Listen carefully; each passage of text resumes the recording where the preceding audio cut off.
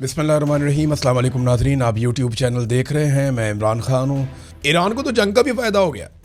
जब आप एक पोजीशन लेते हैं, आप एक कौम की तरह रहते हैं, तो आपको फ़ायदा होता है। पाकिस्तान की हालत यह है कि इस वक्त जो नई रिपोर्ट आई है, उस रिपोर्ट के मुताबिक पाकिस्तान में सरमायाकारी जुलाई से लेकर फरवरी तक 33% कम हो गई है। हम तो किसी जंग में भी नहीं है, हम किसी लड़ाई में भी नहीं है, हमारा कोई और मामला भी नहीं है, लेकिन पाकिस्तान में हालात इन्होंने ऐसे कर दिए हैं कि हमारी जो सरमायाकारी पाकिस्तान में आती है, एक तो 50 साल का रिकॉर्ड पहले ही टूटा हुआ है। ये 33% सरमायाकारी जुलाई से लेकर फरवरी तक मजीद पाकिस्तान में कम हो गई है। ये जनाब पाकिस्तान की इन्होंने हालत की है। ट्रंप ने इस मौके पर नेटो को भी एक धमकी लगाई है। ये धमकी बहुत इंपॉर्टेंट है। ये आप देखिए, क्योंकि डोनाल्ड ट्रंप को नजर आ रहा है कि नेटो ट्रंप की मदद नहीं कर रहा और ईरान के हमायती और सपोर्टर उसके साथ खड़े हैं। रशिया ने साफ ऐलान किया, प्यूटन ने कहा जी कि बगैर किसी शर्त के, यानी गैर मशरूत तौर पे हम ईरान के साथ हैं और हम ईरान के साथ खड़े हैं। अब ये रशियन स्टेटमेंट ईरान को बहुत ताकत देता है और ये नजर आ रहा है सारी दुनिया को कि रशिया किस लेवल की सपोर्ट ईरान को कर रहा है। तो ट्रंप ने जो धमकी लगाई है वो देख लें। उन्होंने कहा जी अगर हमारे नाम नेहाद नेटो के इत्तेहादी आपने हुर्मुज़ को खुलवाने में हमारी मदद नहीं करते, हालांकि वो ये कर सकते हैं, उनके लिए बहुत आसान है, बड़ी तेज़ी से हो जाएगा और बड़ा महफूज रहेगा, वो ये कर सकते हैं, लेकिन वो हमारे साथ ये करने में मदद नहीं करते। तो डोनाल्ड ट्रंप ने आगे ये बताया कि अब जबकि जंग बड़ी हद तक जीत ली गई है तो मैं तो जंग से निकल जाऊंगा, यानी वो ये कह रहे हैं। तो मुझे अपनी कौमी सलामती के लिए ग्रीनलैंड को महफूज बनाने के अज़म की दोबारा तस्दीक करनी पड़ सकती है, यानी मैं ग्रीनलैंड पे कब्जा कर लूंगा। दोबारा नेटो को धमकी लगा दी। डोनाल्ड ट्रंप ने पहले भी कहा था, तो यूरोप इकट्ठा हो गया था कि हम ग्रीनलैंड के ऊपर कब्जा कर लेंगे। तो फौजी ताकत से वो कब्जा तो कर सकता है, सस्टेन करना बड़ा मुश्किल है और यूरोप के साथ ताल्लुकात बिगाड़ के कोई अमेरिका अपना फ़ायदा तो नहीं करेगा, लेकिन उसने फिर धमकी लगा दी है। मैं उम्मीद करता हूँ कि ये बात वहाँ तक ना पहुँचे, लेकिन देखते हैं कि अब गेंद यूरोप के कोर्ट में है। हमने कई दहाइयों तक नेटो को फंड किया है और बदले में कुछ हासिल नहीं किया। क्यों नहीं किया? इराक से सारा पैसा अमेरिकी कंपनियां कमा के ले गई, मिडल ईस्ट से सारा पैसा अमेरिकी कंपनियां कमा के ले गई, अफगानिस्तान से सारे मादनियात अमेरिकी उठाकर ले गए, ये अब वेनेजुएला के सारे मादनियात और सारी चीज़ें अमेरिका के कंट्रोल में हैं। तो जहाँ जहाँ पे भी लड़ाई हुई है, या आप लीबिया चले जाएँ, वहाँ पे कौन सी कंपनियाँ हैं, कौन काम कर रहा है, फ्रंटमैन कौन है, बैक पे कौन है, सारी दुनिया जानती है।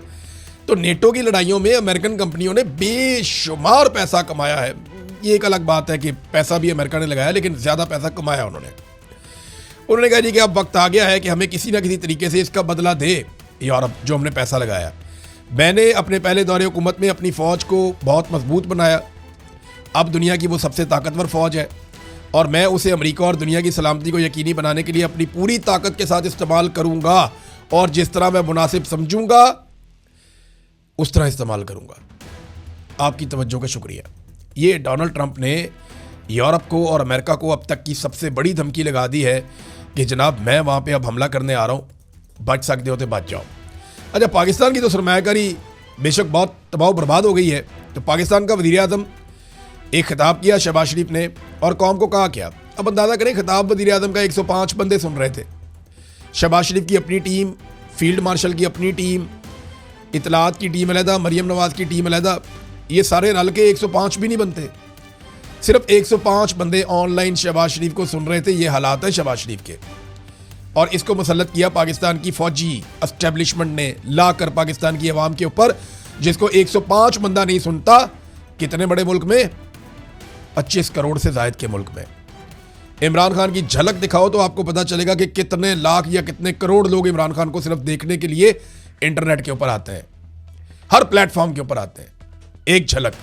यहाँ पाकिस्तान के अंदर वज़ीर आज़म उसको बनाया गया जिसको 105 बंदे सुन रहे थे और वो कहता है जी सादगी अपनाएं और सादगी को अपना ओढ़ना बिछौना बनाए। तो भाईजान अपनी भतीजी को कहना सी ना, खुद जहाज ले रहे हैं 11-11 अरब के और अवाम को कह रहे हैं कि सादगी अपनाओ, खुद नए से नए सूट पहन के सारा टब्बर लेके पूरी दुनिया की सैरें, और पाकिस्तानी अवाम जो है सादगी अपनाए। खुद वज़ीर आज़म हाउस और ऐवान सदर के बजट और वज़ीर आला हाउस के बजट बढ़ा के आसमान पे पहुंचा दिए हैं। अवाम को कह रहे हैं सादगी अपनाओ। खुद निकलते हैं तो 40-40 गाड़ियों के काफिले और अवाम को कह रहे हैं कि सादगी अपनाओ। अपना इलाज दुनिया के महंगे तरीन मुल्कों में और अवाम को कह रहे हैं कि सादगी अपनाओ। जब जाते हैं तो स्पेशल तैयारा लेकर जाते हैं एयरफोर्स का, दुनिया के महंगे तरीन होटलों में ठहरते हैं, रिश्तेदारों को और मुलाजमों को साथ ले जाते हैं और अवाम को कहते हैं सादगी अपनाओ। लोग बेवकूफ़ नहीं है। सबसे पहले आप सादगी अपनाएं। सबसे पहले आप लोग अपने अल्ले तल्ले बंद करें, अपनी अय्याशी बंद करें। ये 11 अरब का जहाज़ क्यों खरीदा, इसके बारे में एक शराजी साहब हैं जर्नलिस्ट, उन्होंने खबर भी दी है। उन्होंने कहा जनाब कि ये ब्लैक रॉक और वैनगार्ड, ये 2 कंपनियां हैं, इनकी एक जेली कंपनी से मरियम नवाज ने जहाज़ खरीदा है जिसके अंदर 2 गोरे पायलट रखे हुए हैं। और वो ये कह रहे हैं कि जहाज़ जिस कंपनी से खरीदा है, इन 2 कंपनियों के बारे में अक़वाम मुत्तहिदा ने कहा है कि ये कंपनियां नस्ल कुशी के लिए इसराइल की फंडिंग करती हैं। ये इफ्तिखार शराजी साहब जर्नलिस्ट, उन्होंने ये बात की है। तो अब आप अंदाज़ा कर लें यहाँ से कि सूरत हाल क्या है कि वज़ीर आज़म कह रहा है सादगी अपनाओ और ख़ुद उन्होंने सादगी की धज्जियाँ उड़ाई हुई है। नाज़रीन, अमेरिका ने एक और काम किया, उन्होंने भारत के मगरबी हिस्से से कुछ सहूलियात मांगी हैं कि हमें यहाँ पे जो है वो बंदरगाह और जो एयर बेसिस हैं वो दी जाए। वो उन्होंने क्यों मांगी है? ये भारतीय जो जर्नलिस्ट हैं वो ये बता रहे हैं कि अमेरिका और भारत के बीच में एक मुआहदा हुआ था 2016 में, LEMOA, इसे कहते हैं logistics exchange memorandum of agreement. ये 2016 में हुआ था। इसके तहत वो एक दूसरे को फैसिलिटेट कर सकते हैं, लेकिन इसमें ये कहीं नहीं है कि आप अड्डे ही दे दें। लेकिन अमेरिका भारत से अड्डे मांग रहा है मगरबी एरियाज़ में। अच्छा, याद रखिएगा, मगरबी एरियाज वो है जो पाकिस्तान की सरहद के साथ लगते हैं। अमेरिकन अगर भारत के अंदर आ जाते हैं पाकिस्तान की सरहद के साथ, तो यहाँ से वो अगर ईरान पे अटैक करेंगे तो पाकिस्तान की फ़िज़ाई और ज़मीनी हदूद को भी इस्तेमाल कर सकते हैं या समुद्री हदूद को भी इस्तेमाल कर सकते हैं। तो पाकिस्तान के लिए यहाँ पे भी एक बड़ा चैलेंज पैदा हो जाएगा। पाकिस्तान को इससे पहले अपना कोई फैसला करना पड़ेगा। ये एक और रिपोर्ट आई है मिडल ईस्ट आई की। मिडल ईस्ट आई की रिपोर्ट ये बताती है कि सऊदी अरब और UAE, इन्होंने अब ये फैसला कर लिया है कि अमेरिका को बाकायदा एलानिया अड्डे दे दिए जाएंगे। किंग फहद एयरबेस के बारे में बात की जा रही है कि यह अमेरिकी फ़ौज के लिए ओपन कर दिया जाएगा। और UAE ने यह भी कह दिया है कि 9 महीने तक ये जंग मज़ीद चल सकती है। अब आप अंदाज़ा करना कि अगर अरब ममालिक खुलकर ईरान के ख़िलाफ़ अमेरिका को ओपनली अड्डे दे देंगे, पहले इससे खुफिया कार्रवाई हो रही थी, लेकिन अगर ओपनली दे देंगे तो फिर ईरान का अटैक बढ़ेगा और पाकिस्तान इस लड़ाई में इसलिए जाएगा कि अरब ममालिक पाकिस्तान को बुलाएंगे और पाकिस्तान ने अरब ममालिक के पैसे देने हैं। वॉल स्ट्रीट जर्नल ने एक और चीज़ से खबरदार किया है कि सऊदी अरब से ये खबर आई है और सऊदी अरब की जो कंपनीज हैं, जो एक्सपर्ट्स हैं, उन्होंने ये खबरदार किया कि अगर ये जंग अप्रैल के मिड तक चली गई, यानी 1 महीना और अगर ये जंग चल पड़ी, तो तेल की कीमत दुनिया में $180 फी बैरल तक पहुंच जाएगी।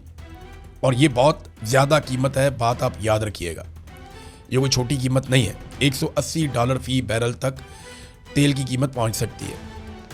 ईरान के लिए सबसे इंपॉर्टेंट क्या है? Chain of command. मैं बार बार आपको ये कहता हूं कि उन्हें चेन ऑफ कमांड बरकरार रखनी पड़ेगी और यही उनके लिए सबसे अहम चीज़ है। आखिर में मैं सुहेल अफरीदी का एक स्टेटमेंट आपको इसलिए पढ़ के सुनाऊंगा कि पाकिस्तान के अंदर ना सारे मसाइल की जड़ यही है कि इमरान खान को जेल में रखा हुआ है। पाकिस्तान की मिलिट्री एस्टेब्लिशमेंट अपनी बका के लिए इमरान खान और पाकिस्तान की बका को दाव पे लगा रही। सुहेल अफरीदी ने कहा कि 8 फरवरी 2024 को पाकिस्तानी कौम ने मैंडेट उम्मत मुस्लिमा के लीडर इमरान खान को दिया। कौम ने पाकिस्तान का फैसला करने का इख्तियार इमरान खान को दिया क्योंकि कौम को यकीन था और है कि वो लीडर पाकिस्तान और पाकिस्तानियों का सौदा नहीं करेगा। पाकिस्तान की इज्जत और वकार और सलामती और गैरत और खुददारी पर कोई कंप्रोमाइज़ नहीं करेगा।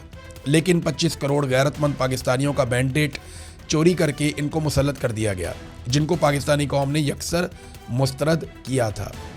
इमरान खान को जेल में नाहक कैद रखकर ऐसे फैसले किए जा रहे हैं जो किसी सूरत पाकिस्तान या पाकिस्तानियों के फ़ायदे में नहीं है। और सितम ज़रीफ़ी तो ये है कि जब मुहिब्बे वतन पाकिस्तानी बंद कमरों में बनाई गई दाखिला या खारजा पॉलिसी पर तनकीद करते हैं तो किसी को कहा जाता है कि तुम अफ़गानिस्तान चले जाओ और किसी को कहा जाता है कि अगर मजलूमों का इतना तुम्हें दर्द है तो ईरान क्यों नहीं चले जाते। पाकिस्तान को सिर्फ चांद तारों सितारों तक महदूद करना है या बग़ैर इसके भी कोई पाकिस्तानी यहाँ रह सकता है?